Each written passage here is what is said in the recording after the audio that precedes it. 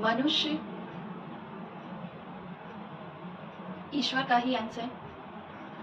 समुद्र को आप यदि ईश्वर माने तो उसी में से यदि एक घड़ा जल हम अलग कर लें तो वैसे ही इंसान है जो ईश्वर का ही अंश है और उसकी आत्मा जो है शरीर रूपी बंधन में बंधा हुआ है। नमस्कार, मैं दीक्षा गुप्ता आपका स्वागत करती हूँ। आज हम कबीर की साखी पर फिर से बात करेंगे।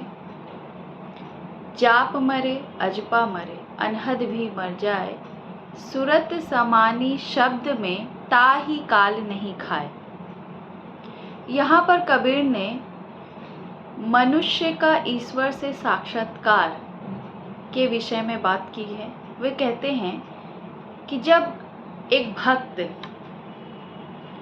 अपने प्रभु की तपस्या करते हुए उस स्थिति को प्राप्त हो जाता है जब उसे ना तो जप करने की जरूरत पड़ती है और ना ही किसी तरह की समाधि करने की जरूरत पड़ती है, बल्कि उसका मन स्वतः ही ईश्वर से साक्षात्कार कर लेता है और वह अपने अस्तित्व को ईश्वर के अस्तित्व में विलीन कर लेता है।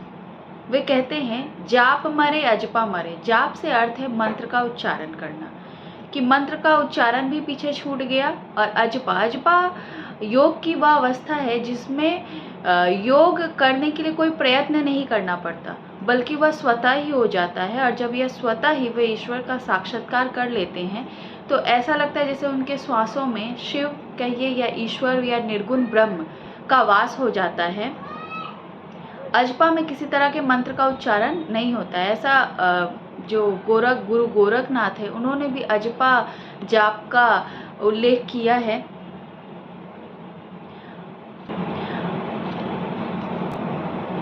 इस योग में भक्त जो है वो सर्वव्यापी ईश्वर से अपने अस्तित्व को एक कर लेता है, ऐसा वो महसूस करता है। तो यहाँ पर कवि कह रहे हैं कि जाप भी पीछे छूट गया है और अजपा भी, अनहद भी मर जाए।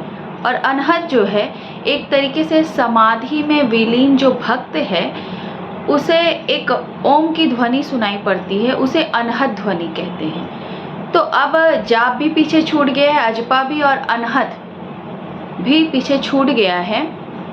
सूरत समानी शब्द में, अर्थात जब भक्त ने अपने सूरत अर्थात अपने अस्तित्व को जब उसने शब्द में पाया, शब्द से यहाँ तात्पर्य है ईश्वर से, कि सूरत समानी शब्द में जब वो अपना अस्तित्व ईश्वर में ही विलीन कर लिया है, ऐसा उसे महसूस होता है, ताही काल नहीं खाए, तब जाकर वह सांसारिक मोह माया विषय वासनाओं से जो है मुक्त हो जाता है। काल से यहाँ तात्पर्य है मृत्यु, यानी सांसारिक मोह माया, यानी उसके अंदर मृत्यु का जो डर था वो समाप्त हो जाता है।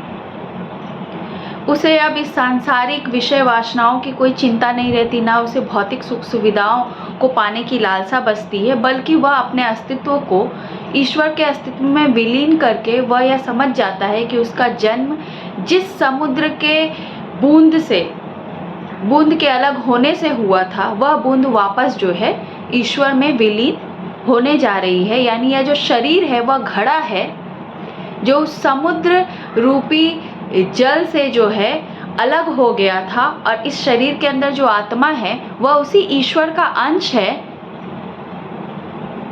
और उसे अंततः उसी ईश्वर में विलीन होना है।